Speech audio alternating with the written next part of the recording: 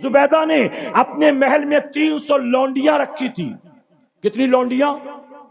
جی میں اس لیے پوچھ رہا ہوں تاکہ مجھے لگے تو صحیح کہ آپ کو سمجھ میں آ رہا ہے کہ نہیں آ رہا ہے. کتنی لونڈیاں تھی؟ 300. اور یہ 300 کی 300 حافظ قرآن تھی. زبیدہ نے 300 لونڈیوں کو ڈیوٹی دے رکھی تھی. کیا ڈیوٹی؟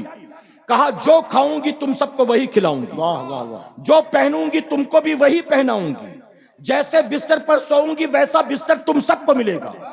تمہیں کوئی کام نہیں کرنا، نہ جھاڑو پوچھا کرنا ہے، نہ میرے ہاتھ پاؤں دبانے ہیں، نہ مجھے غسل دینا ہے، نہ میرے کپڑے دھونے ہیں، نہ میرے سر میں تیل لگانا ہے، نہ بدن کی مالش کرنا ہے.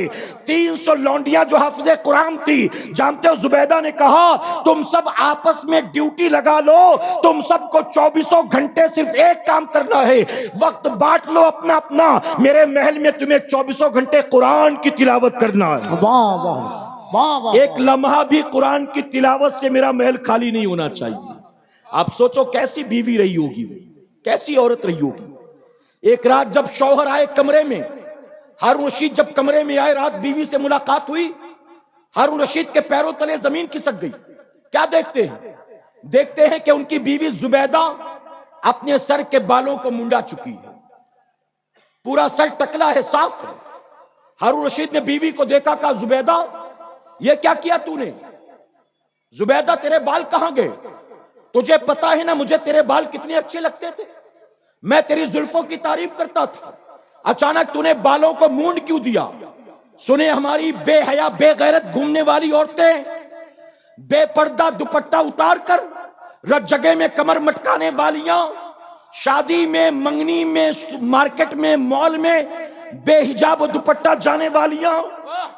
زبیدہ کہتی ہے آج میں دوپہر کے وقت محل کی چھت پر ٹہل رہی تھی، ٹہلتے ٹہلتے اچانک میری نظر پڑی، دور ایک گھر کی چھت پر کوئی شخص کھڑا تھا جو ہمارے محل کی طرف دیکھ رہا تھا.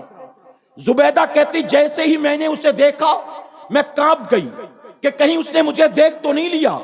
زبیدہ کہتی میں بالوں کو سکھا رہی تھی اور ٹہل رہی تھی، اچانک دیکھا کہ کوئی نوجوان دور میں اپنے گھر کی چھت پر کھڑا محل کی طرف دیکھ رہا ہے. تو جیسے ہی میری نظر پڑی میں کانپ گئی، وہاں سے بھاگی، کمرے میں آئی، اور کمرے میں آنے کے بعد زبیدہ کہتی ہیں آج تک جس کے سر کے بالوں کو سوائے محرم کے کسی غیر محرم نے نہیں دیکھا، آج پہلی بار ممکن ہے کہ کسی غیر محرم نے میرے بالوں کو دیکھ لیا ہو. اے ہارون رشید، میں نے فوراً اپنے سر سے سارے بال نکال کر پھینک دیے.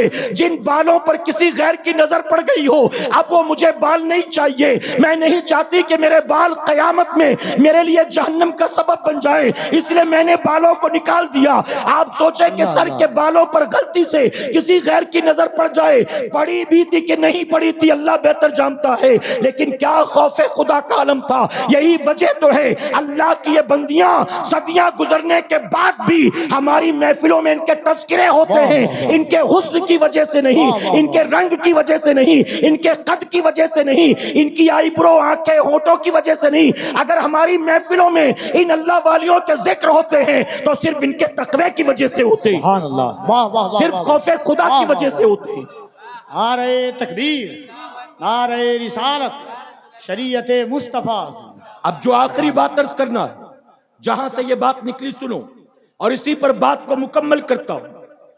زبیدہ گئی حج کرنے کے لیے، حج کا طویل سفر طے کیا، واپس آئی. واپس آنے کے بعد شہر بغداد کے، عراق کے بڑے بڑے انجینئرز کو بلایا. بلانے کے بعد کہتی ہیں کہ میں نے عرفات میں، مینا میں، مزدلفہ میں دیکھا ہے کہ وہاں پانی کی بڑی تکلیف ہے، حاجیوں کو بڑی تکلیف ہوتی ہے. اس دور میں موٹر کے ذریعے، انجن اور پائپ لائن کے ذریعے زمزم عرفات تک نہیں پہنچا تھا، مدینے تک نہیں پہنچا تھا. صرف حرم شریف میں مل جاتا تھا پینے کو زمزم. باقی کوئی مشین، انجن، موٹر، ٹینکر کچھ نہیں تھا کہ یہاں وہاں اس کو ڈسٹریبیوٹ کیا جائے. نہ بوٹلوں کا سسٹم تھا کہ فیکٹری کے ذریعے بوٹلز پیک کر بانٹی جائے. نہ ڈھابے تھے، نہ ہوٹل تھے، نہ پیکڈ منرل واٹر ملتا تھا. آپ نے کہا میں نے دیکھا سفر حج میں حاجیوں کو بڑی تکلیف ہوتی ہے، میں چاہتی ہوں دریائے دجلہ سے ایک نہر نکالی جائے اور اس کا پانی میدان عرفات تک پہنچایا جائے. اس کا پانی میدان عرفات تک. گوگل میں سرچ کر کے دیکھو کہاں شہر بغداد دریا دجلہ اور کہاں پر میدان عرفات. جانتے ہو انجینئرز نے کیا کہا؟ انجینئرز نے کہا کہ نیت بہت اچھی ہے، اللہ ثواب دے گا، لیکن کام ممکن نہیں ہے، پاسبل نہیں. زبیدہ نے کہا وہ کیوں؟ تو انجینئر کہتے ہیں کہ درمیان میں کئی پہاڑیاں آتی ہیں، صحرا آتے ہیں، جنگل آتے ہیں، آبادیاں آتی ہیں، درمیان میں یہ ساری چیزیں حائل ہیں، ہزاروں کلومیٹر کا ڈسٹینس ہے. پانی کو یہاں سے لے کر وہاں تک پہنچانا پریکٹیکلی پاسبل نہیں. تو آپ نے کہا رکاوٹ کیا ہے، تکلیف کیا ہے؟ تو لوگ کہنے لگے وقت بہت لگے گا، مزدور بہت لگیں گے، پیسہ بہت لگے گا. تو زبیدہ نے کہا میرے پاس وقت کی، مزدوروں کی، پیسوں کی کوئی کمی نہیں ہے. ہر فاوڑے کے بدلے 2 سونے کے سکے دینے پڑے تو بھی میں دوں گی، لیکن یہ کام تو کرنا ہی کرنا ہے. یہ کام تو کرنا ہی کرنا ہے. جن لوگوں نے حج عمرہ کیا ہوگا، مقدس مقامات کی زیارت کے لیے جاتے ہوں گے، اگر گائیڈ جانکار ہوتا ہے تو نہر زبیدہ کے نشانات دکھاتا ہے. آج بھی عرفات کے قریب نہر زبیدہ کے نشانات موجود ہیں. زبیدہ نے کہا یہ کام کرنا ہی کرنا ہے، چاہے جتنا خرچ ہو، جتنا ٹائم، جتنا مزدور. ان لوگوں نے کہا ٹھیک ہے، آپ نے جب طے ہی کر لیا تو چلو. انہوں نے سروے کرنا شروع کیا. تقریباً 2.5-3 سال تک سروے کیا، فائل تیار کی، لے کر آئے. کہا ہم نے زمینوں کا سروے کر لیا، کہاں زمین سخت ہے، کہاں ریتیلی ہے، کہاں پتھریلی ہے، کہاں جنگل ہے، کہاں پہاڑیاں ہیں، کہاں کتنے مزدور لگیں گے، کہاں کتنا ٹائم لگے گا، کہاں کتنا پیسہ لگے گا. یہ پوری فائل تیار ہے. آپ دیکھیں، بجٹ سینکشن کر دیں، اپروول دے دیں تو کام شروع کیا جائے. جانتے ہو زبیدہ نے پورے کاغذات کو لیا، لے کر آپ آئیں دریا دجلہ کے پاس. پیچھے پیچھے وہ بھی چلے آتے تھے. آپ نے ایک ایک پنہ پھاڑ پھاڑ کر دریا دجلہ میں ڈالنا شروع کیا. انجینئر پریشان تھے، سوچا ہم کو 2.5-3 سال کا عرصہ لگ گیا، لگتا ہے ان کا پلان کینسل ہو گیا، اب ارادہ بدل چکا ہے. اس وقت نیا نیا حج کر کے آئی تھی تو جذبات میں تھی، اب لگتا ہے بات سمجھ میں آئی کہ پاسبل نہیں ہے، اتنا کون خرچ کرے گا. ہر کوئی حیران تھا کہ 3 سال تک سروے کر کے ہم نے رپورٹ تیار کی، سینکشن کرنے کے بدلے کاغذات کو پھاڑ کر پھینک رہی ہیں، لیکن کسی کی جرت نہیں تھی کہ کوئی سوال کرتا.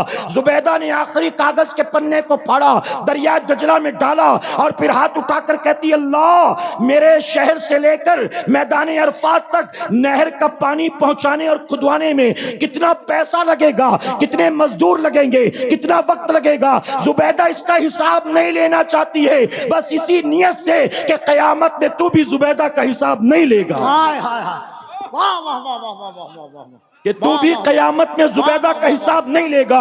اے مسلمانوں ذرا سوچو وہ کیسی اللہ والیاں تھی. اپنی ذات پر خرچ کرنا ہو تو 1-1 روپے کا حساب، اور رب کی راہ میں خرچ کرنا ہو تو کوئی حساب بھی لینے کو تیار نہیں. اور آج ہم جمعہ پڑھنے جائیں اور مسجد کی جولی سامنے آ جائے، جیب میں 500 کی، 200 کی، 100 کی نوٹ بھی موجود، لیکن اس وقت انگلیوں کو آنکھ لگ جاتی ہے، برابر ٹٹول کے 10 یا 20 والی ہی نکالیں گے اور یوں دیکھیں گے غلطی سے کوئی 100 والی تو نہیں آ گئی. اپنی ذات پر خرچ کرنا ہو تو بے حساب. شادیوں میں کتنا خرچ، عید بقرعید کی شاپنگ میں کتنا خرچ، دلہن کے میک اپ پر کتنا خرچ، بینڈ بازے والے کو کتنا دیتے ہو، ڈی جے اور پٹاخے والے کو کتنا دیتے ہو، ویڈیو شوٹنگ والے کو کتنا دیتے ہو، جہیز کے نام پر کتنا دیتے ہو، دعوت کے نام پر کتنا خرچ کرتے ہو. اے مسلمانوں ذات پر خرچ کرنا ہو تو بے حساب کرتے ہو، اور رب کی راہ میں دینا ہو تو حساب لیتے ہو. میرے پیارے آقا کے پیروانوں، اللہ نے آپ کو موقع دیا ہے، اللہ نے اپنے گھر کی تعمیر میں آپ کو حصہ لینے کا موقع دیا ہے. میں علماء کی موجودگی میں ذمہ داری سے کہوں گا، بس میرا وقت بھی پورا ہو گیا، بات بھی مکمل، صرف یہ بات عرض کرنا چاہتا ہوں 1.5 منٹ میں اجازت ہو آپ کی تو. جس مسجد کی تعمیر کے موقع پر یا رینویشن کے موقع پر اس محفل کو سجایا گیا ہے، اگر یہاں موجود مجمع میں کوئی بندہ ایسا ہو جو کہے سب دیتے ہو تو دیں، میں 1 روپیہ بھی نہیں دوں گا. اگر وہ 1 روپیہ بھی نہ دے، اللہ کا گھر بن کر رہے گا کہ نہیں رہے گا؟ جی آپ میں سے کچھ لوگ طے کر لیں کہ میں نہیں دینے والا، آپ کے نہ دینے سے کوئی فرق پڑے گا؟ ارے تو نہیں دیتا نہ دے، اللہ تیرے عوض کسی غریب سے دلوا دے گا۔ لکھپتیوں کے جیب میں پیسے پڑے ہوتے ہیں، توفیق نہیں ہوتی، اور دن کا 100 روپیہ کمانے والا غریب مزدور اللہ کی راہ میں ایک دن کی کمائی ڈال دیتا ہے۔ اور یاد رکھنا سنیوں، اللہ دینے والوں کے مال کو نہیں دیکھتا، اللہ دینے والوں کے دل کے حال کو دیکھتا ہے۔ رب دیکھتا ہے کہ بندے نے کس نیت سے دیا ہے، کتنی پیورٹی ہے، کتنی پاکیزگی ہے، کتنا اخلاص ہے۔ اللہ نے آپ کو موقع دیا اور جانتے اس وعدے کے ساتھ دیا، رسول اللہ فرماتے ہیں جو زمین پر اللہ کا گھر تعمیر کرے گا، اللہ اس کو جنت میں گھر نہیں، جھوپڑا نہیں، فلیٹ نہیں، محل عطا فرمائے گا۔ کیا دے گا؟ تو جنت میں محل بنانے کا موقع ہاتھ لگائے، کوشش کرو گے انشاءاللہ؟ جنت میں محل بنانے کا موقع ہاتھ لگا ہے۔ میں نے بمبئی میں دیکھا 35 40 45 سال کی عمر ہو جائے، بیٹا باپ ہی کے جھوپڑے میں رہتا ہے، ڈیپینڈ اسی پر رہتا ہے۔ اس کی وجہ کہ 45 سال کا ہو کر بھی اپنے پیسے سے جھوپڑا تک خریدنے کی اوقات نہیں ہے۔ اب تو جھوپڑے بھی بمبئی میں 20 25 لاکھ کے ملتے ہیں، جو لوگ رہتے ہیں وہاں جانتے ہیں۔ اب تو جھوپڑے بھی، تو فلیٹ کی بات کیا کریں؟ میرے پیارے آقا کے پیروان، اللہ نے تمہیں بمبئی کولکتہ میں گھر خریدنے کا موقع نہیں دیا، جنت میں محل بنانے کا موقع عطا فرمایا۔ اور کیا کرنا ہے اس کے لیے؟ کوئی راکٹ سائنس نہیں، جو جیب میں ہے رب کے نام پر اخلاص سے دے دو، یقیناً آپ دو گے۔